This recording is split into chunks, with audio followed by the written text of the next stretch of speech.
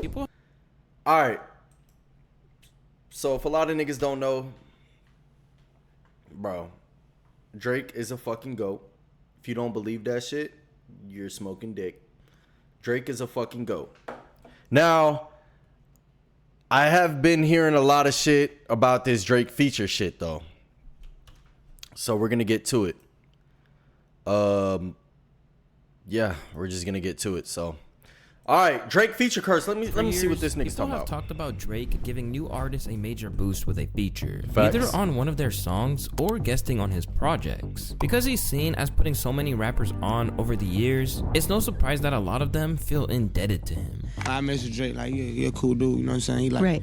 He real observant. So this has been in a long time. Me, like 2018, we're gonna make it happen, but we made it happen for real. But while we all, because of money, nigga, obviously. Cause the nigga Drake has money, bro. Lil Baby, bro. Follow the success stories of people like Lil Baby and 21 Savage. What happens when the Drake cosign backfires and becomes the highlight of your career? And does that feature from Drizzy come with strings attached? That means you can never escape his shadow.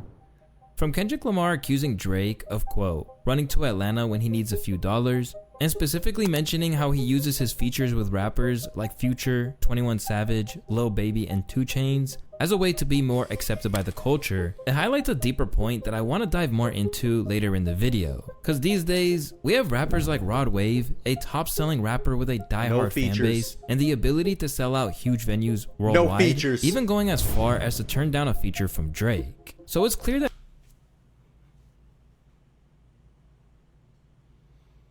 cause that's fucking talent, nigga. Like I'm not gonna go and like fucking dick suck to try to get a feature when, nigga, if I know you that goes back to fucking confidence, my nigga. If you know your music can sell out shit, like why the fuck am I gonna go ask for a feature, bro? Like niggas be trying to dick ride, bro. Rod Wave is so successful and nigga has like what, 2 features? Like, yeah, something fishy is going on. But before we get into how things went so wrong, I first need to explain how Drizzy got this reputation as a cheat code for success. By the year 2020, Drake assisted 32 artists to their highest Hot 100 position at the time. This included major stats like Kendrick Lamar, Future, Lil Baby, and many, many more. On average, the artists climbed up 19 spots from their previous highest position. Plus, 18 of these artists had never even made it onto the charts in the first place before they got that. Bro, Block Boy JB. Woo, gotta be that bitch, oh, made all we got, boop, boop, I don't want that, boop, boop, was that was that nigga, right?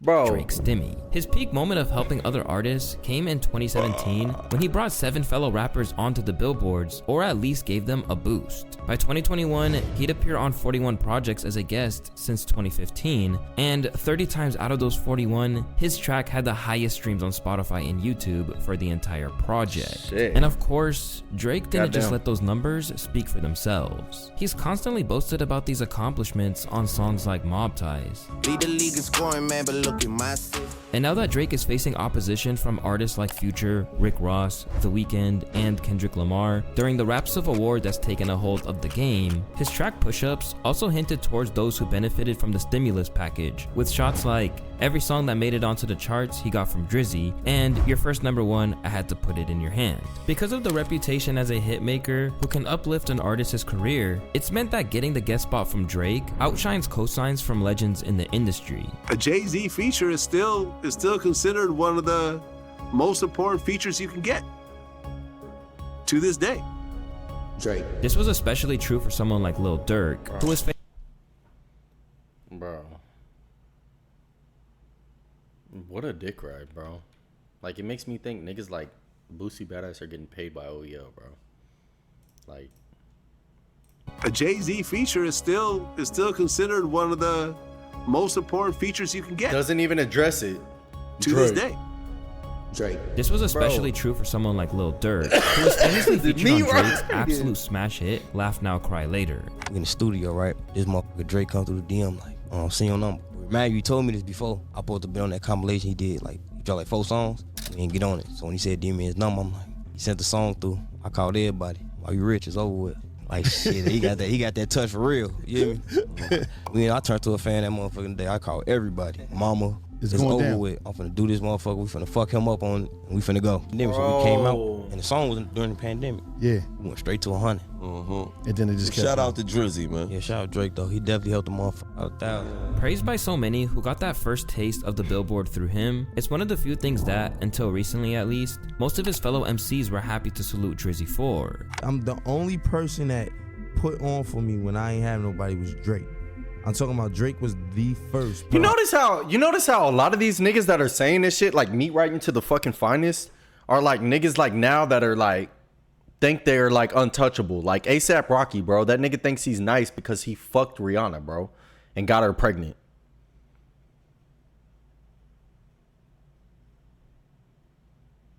Like niggas like Lil Durk, bro. That like I don't know, bro. Maybe I'm just. To put on like before, like no humbleness at all. He didn't want to sign me. Yeah. He didn't want. It was like, yo, that's raw talent, yo. Like you gotta shine, yo. I'm gonna see to it. I forever owe But a Drake. lot of it is because money too, though. Like if this nigga Drake wasn't like rich and his music still sounded the same, his aura and shit was like still the same, none of these niggas would be saying Well, that. that's a little awkward now, considering the recent events that's taken the game by storm. But as much as Drake fans like to talk about how he can basically give rappers exposure or even revive their careers, this is only one side of the story. Because for every success for people like Flacco, Savage, or The Weeknd, there are people like Blockboy JB, Sosa Geek, OVO Signese Division in the UK gigs, who haven't returned to the Billboard charts ever since. As for others who kept their place in the game, the problem is that they just failed to replicate the early rush of publicity that came from the Drizzy feature. That's why when the new artist 4Bats got a collab with Drake, which debuted with 3 million streams in its opening 24 hours on Nah, fuck that. Let's talk about 4Bats, nigga. Bro. His marketing strategy, his team or whatever, is fucking genius, bro. But come on, my nigga. How was this shit gonna be like? How am I gonna be like in 10 years? Like, oh yeah, this nigga like, I'ma still be listening to this. That nigga 10 years ago, he dropped that Act 1, 2, and 3, got me hooked, bro. Like, Spotify. It's not everyone saw it as a good thing for his future. So who are the artists whose careers capsized after getting the call from Drake? And how much is he to blame? When you think of an artist who fell he's off, not to blame, nigga. If I'm that nigga, if I'm as big as Drake, I'm not blaming. No, like I'm not blaming myself. Well, that's why maybe I should start taking a step back. Like, no, what the fuck am I gonna take a step back for, nigga? I got money. I can put you on, and I'm gonna make money off of you. The fuck? After What do getting I the got Drake to blame myself for? There's nothing to blame. Like, feature, there's nothing. They don't come much bigger than Blockboy JB, a Memphis MC who initially garnered attention with tracks like Shoot, Rover featuring 21 Savage, and the dance that Fortnite would later steal. Blockboy JB found himself getting the famed DM from Drizzy, where he claimed he was his favorite rapper. They would eventually collab on a hit song titled Look Alive, and it went crazy when it debuted. Shelby Drive, look alive, look alive. Niggas hate me on the side, Basically but took they over on the the game other and quickly landed side. Blockboy in the XXL Dude. freshman list for 2018, as well as I a don't even record know the deal lyrics with to it. Interscope. Peaking at number 5 on the Billboard charts, Signed with the track's Interscope. official video now has over 390 million views on YouTube alone. But for all the momentum he had, it's all just evaporated once Drizzy did what he always does and moved on to the next hot thing. When his debut album Fat Boy dropped in 2020, it failed to chart, and Nobody the same listened to that unfortunately shit. goes for 2022's Back to the Block. Although he still Nobody has his listened to loyal that core shit, fans, bro. resulting in 2.4 million listeners on Spotify, he struggled to come to Hey, that shit's still a lot. terms with the negative be honest. impact that Look Alive had on his career, even when people pointed out to him. Do you feel like you, in some ways, you kind of blew up so fast that it gave people weird expectations of what was supposed to be coming from you? Not to be honest, I feel like I didn't even blow up that fast. It's just like motherfuckers weren't even on me. So when I had this song, it blew up. I didn't blow up, the song blew up. So like, people didn't even just know that I had like fucking 4 mixtapes.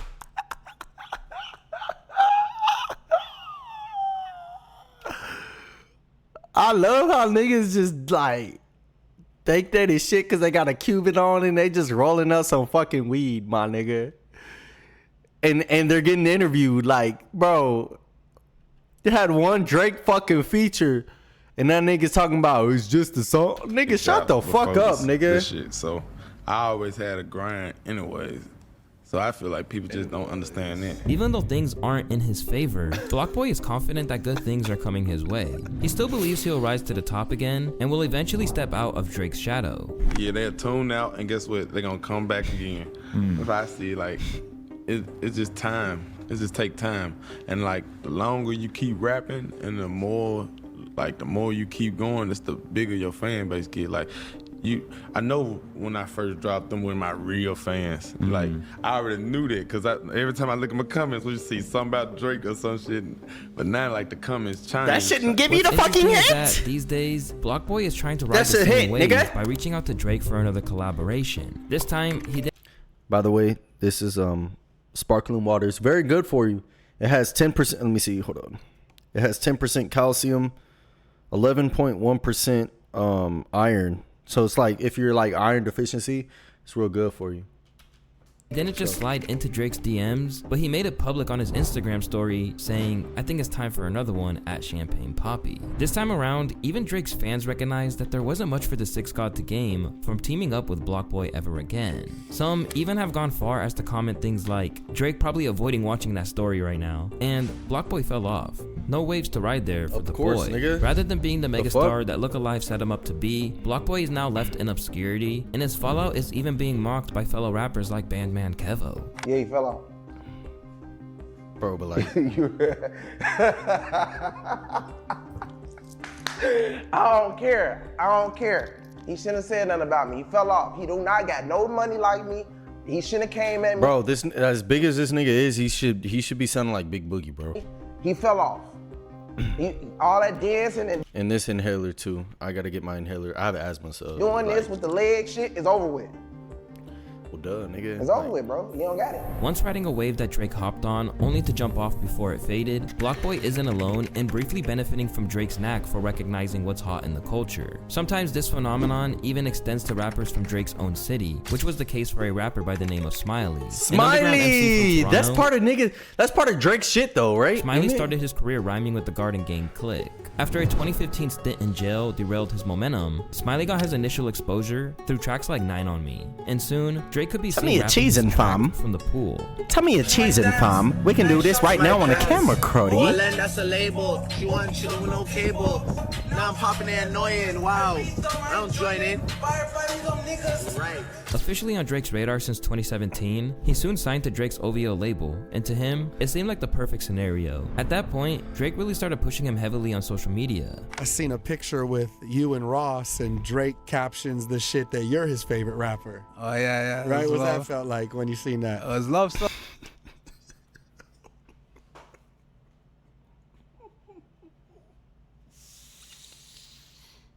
Alright, I ain't even gonna say shit, bro. Like,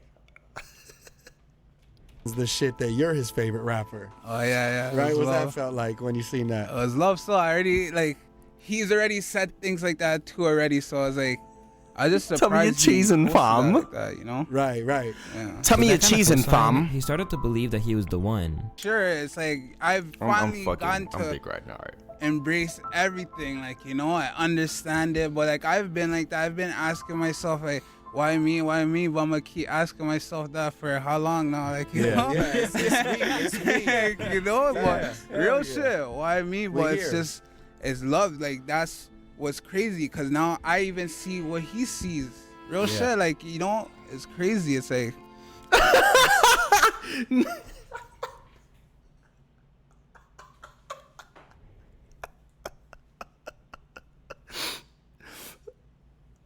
No, bro, like, I can't. That's what he's like, come on, bro. Like, if a nigga was like that in our class, but bro. Unfortunately for Smiley, no one else saw it. And when he finally got the Drake cosign on 2021's Over the Top, his flow got clowned by the masses, and everyone pretty much thought he fumbled his opportunity. Got verse from the boy and it leaked. He sent me a new and said use instead. Everything go when you live in that. What am I listening to? I'm finna get mad, bro, cause this shit, bro. It getting me hot, bro. I ain't gonna lie, bro. The comments were just as ruthless. One of the hardest verses from Drake in a long time, and Smiley does this. Smiley sounds like he has tickle battles with his homeboys. Despite the fact that the track got number 57 on the chart, his 2021 album, Buy or Buy 2, sold abysmally, clocking in at just 1.5k units in its first week. Since then, he's barely been a factor, but has denied falling off, without any real evidence to back it up, aside from the fact that he was chilling on a boat. But falling by the wayside in Drake's priorities after a hit isn't exactly anything new. I mean, just look at what happened to I Love McConan, another artist I love McConan. I love McConan. McConan's debut EP popped off, courtesy of tracks like Tuesday and I Don't Sell Molly No More. Got the club After putting in a call to going producer Sunny up Digital, on Drizzy a got his hands on the track, Tuesday. and suddenly, McConan's life changed. Now, when Drake got on it, what did you say? Oh man, I just fainted in the house. He started little videos. I was like, Slopped on his knob. Slopped on it. Tripping with my friends. I think like he's low key like in be hanging out. there. Somebody tweeted He me a has to link be, like, bro. "Oh, that new Drake and I Love McConan is fire," and I just favored it. The only reason I say that is because like I seen I Love McConan like in Juice WRLD's documentary. That nigga was like literally like geeking over like a mid Juice WRLD song like. Like, oh yeah, got that on would be two dope. He knees, must mean like if me and Drake made a track, right? That would be hot. And I was like, yeah, that would be hot. The official OVO page tweeted me and was like, Drake. I love yeah, he know Drake that nigga. Tuesday remix. And I was like, what the hell? I was like, no way. I met Drake after the show, after watching the show and shit. And then he came up to me singing some more lyrics from like I Don't Sell Molly and all that. And I was just like, what? How do you know my music? You know what I'm saying? Soon after that, McConan signed to OVO. And There's always one nigga watching. Doesn't matter. It's always one. Keep pushing. Keep pushing, my nigga. Lottery. But you're gonna just make a year it. after he got signed, the Californian was lifting the lid on the experience and even claimed that Drake threatened to put hands on him at one point. In a lengthy interview with The Fader, McConan expressed how he felt like Drake and his crew were, quote, scared when they saw how easily he could cook up some bangers, before expressing how he felt betrayed by Drake's camp. Oh, like, what the fuck? I feel like Drake is one of them niggas that like, I'm gonna go out with, like, I'm going out to the club with some niggas that, you know what I'm saying, nah, I gotta do it in a Drake voice. I'm going out to the club with some niggas that, you know, they still have potential, you know what I mean, fam? Like, there are niggas that like aren't, I'm gonna make sure they're like a little bit belower than me because, you know what I mean? I am Drizzy, fam, you know what I mean? Like that's the nigga, like, bro. The way he was treated when he entered their orbit. What's up, Brooklyn Blade? Why didn't y'all just tell me you didn't want to fuck with me Appreciate the anymore fucking and just let me follow. go about my own Appreciate way? it. Why did y'all make me chase you all the way the fuck around and make me look like a fucking fool? Wait, hold on. When he entered their orbit. Why y'all want to play games? Why didn't y'all just tell me you didn't want to fuck with me anymore and just let me go about my own way? Why did y'all make me chase you all the way the fuck around and make me look like a fucking fool? Why would you do this? I was threatened by others. Someone I so-called look up to saying, we gonna fuck you up the next time we see you.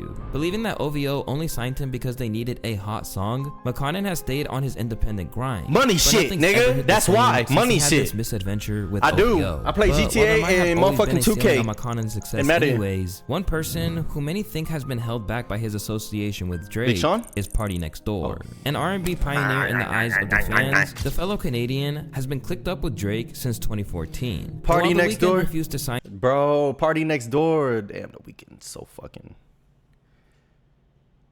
Come and see me for once. Come and see me for once. You don't really come to me.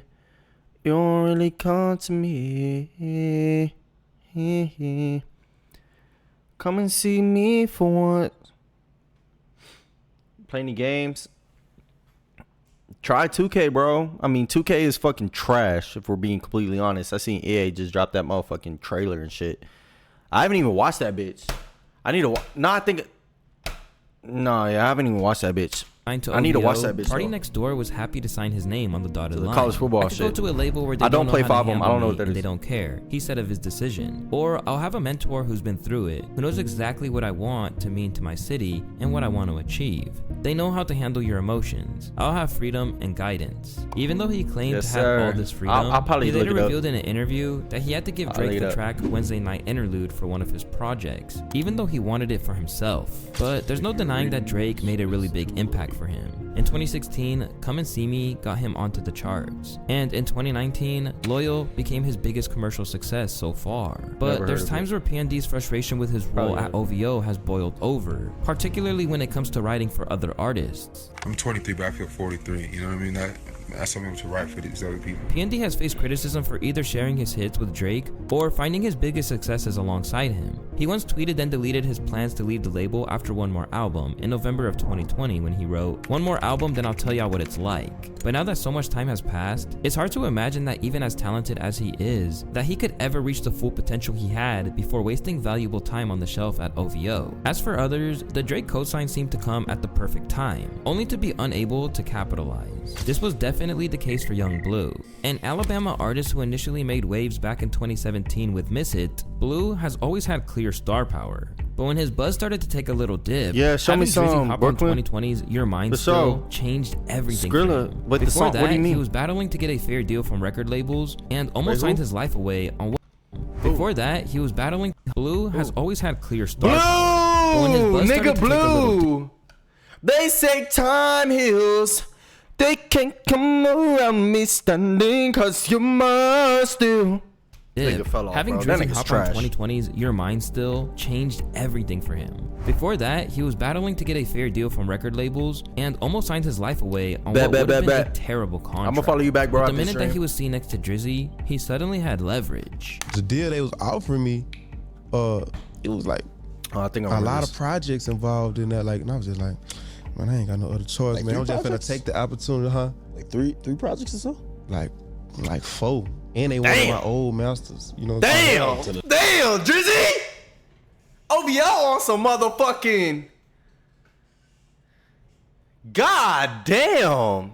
I want your past shit, and then I want you to sign for 2 years. Yeah, type and shit. Type shit. Like 250 type shit. Oh, 2.5 million? No, that's the 250,000. I didn't know that. Advance. I didn't know. Okay, just put it in perspective. You know what I'm saying?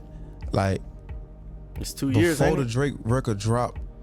Well, soon as the Drake record dropped, I was having bidding wars. All right, bet I got you, Brooklyn. $8 and $9 million. Really? Yeah. The lead single from his after album this video, Boy, I'll do it peaked for sure. at number 12, and soon after, he was blowing up like crazy. But to this day, Your Mind Still has doubled the plays of his next most popular song. And while albums like 2023's Love Scars 2 did alright, he still hasn't been able to get a hit that comes anywhere close to the impact of the collab with the Six God. Through these artists, we get a glimpse into the potential negative effects of getting the Drake stimulus package. But why does this happen to so many of them? And who exactly is to blame? Drake's critics often suggest that there are hidden reasons behind his collaborations. Since his rise to fame, he's faced accusations of capitalizing on others' sounds or leveraging their hype for his own gain. Back in 2015, when he first started co-signing Kodak Black, Earl Sweatshirt called him a vulture on Twitter, where he— Hold on, I'm gonna turn my chat on. Hold on. My bad. Alright. wrote, "I still feel like Drake's overall statement isn't check this new shit I heard. It's always self-serving." And a lot of people agree. Well, I mean, duh, nigga. If I'm a fucking rapper trying to make money and trying to be like, bro, especially if you're on Drake's level, like, bro, fuck, I look like being like a fucking, let me help, like, bro, I'm not on no political shit, nigga. Like, you going to make money, you better do it, like, but just know, I'm trying to make money too. Drake obviously embraces the curator/trendsetter persona, and he's decent enough at it. But it doesn't ever seem like he manages long-term working relationships with these artists he quote-unquote discovers. Doesn't have to. Whether it's Dej Loaf, Fetty, or McConan, it feels like nothing can happen in hip-hop without him. He's a vampire. But according to Drake, it's nothing as sinister as that. Whether it's UK rap or Afrobeat he's tapping into, it's just because he's a music lover. I like to enjoy what's going on, man. I appreciate, like, all these young people creating all these things. You know, it takes some real energy and synergy to, like, it takes some real energy, fam. Yeah. Like, I hate that people think that, like, me being, like, into music from these kids that are trying to, like, make it and trying to build a name for themselves is like, oh, that's some culture vulture. Like, what does that even mean? I don't understand what that means. Yeah. Would you rather me, like, not like, acknowledge anything or support? Like, that's some hater shit, but it is what it is. I see it a lot, and I guess people have their own outlook on it. But it's fair to say that not everyone thinks it's as straightforward as that. In the eyes of the TDE rapper Daylight, he'll just use them up and throw them away. We live in an era where people need to suck other people's juice. So they're gonna make friends with him, especially you know who. He's gonna make friends with him. He's gonna try to do a song with him and feed off of him like he does every up and comer. Bro, what do you got under your eyes, buddy? What do you got under your eyes, buddy? That's like what's gonna happen is they're gonna get on your records, they're gonna take your just side, came from like, and they're gonna blow up, and then when you dry out, they're gonna keep going. And when you look at the careers of people like Blockboy JB and McConnon, he might have a point. Then you have the problems he faces with the artists on his label. Similar to P&D's experience, there's a feeling that many of the artists are fueling the Drake machine. OVO's Majid Jordan once described a studio setup that was way more similar to a boot camp than it was to a recording session, where artists are secluded, working tirelessly on projects without outside contact. The result? Well, bro, what is better than that then? Brooklyn, I'm streaming next tomorrow night. Around 8 Central. Bro, what is better than that though?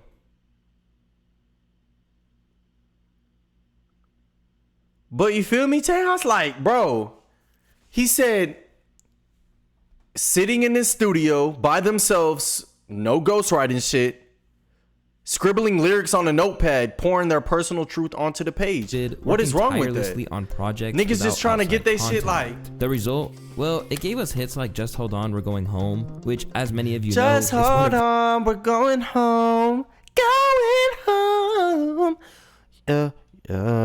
Drake's most popular tracks. But it's stories like this that alter some fans' perceptions to the point that they believe Drake operates a musical sweatshop disguised as a label. So when his newest signee, 4Bats, joined, they were trying to warn him about what to expect. Welcome to the sweatshop, 4Bats. Your stay is indefinite. To noted Drake stan academics, there are definitely problems. Got me feeling like I'm academics. Drake has successfully cleared himself of a number 2. This was artistry and wizardry at its finest. Hear me out. Drake rocked all these newcomers to sleep that could be possibly you wanted that superhero an incumbent. Okay, little baby. All right, bet. You know, see, Drake never hates on the new guy. He just shows him overly love and almost then gets credit for the new guy get come the fuck up. Then after a while, he steps away from the nigga. Fucking love academics, bro. But when it comes down to it, Drake is ultimately free to give a feature to whoever he wants. And if they're not on his label, he doesn't owe them anything else. In fact, while it might give these rappers a buzz in wake of the track dropping, it's not his job to give them a whole career. Of course. Of course. Great fucking video. Who was this? You know we had to get the hooligans up here. Bro, come on, bro. For years, Lawasita. Great fucking video, my boy. You're part of TNG now. Top notch dog, top notch gang, top notch dog, top notch gang. 0% a bit.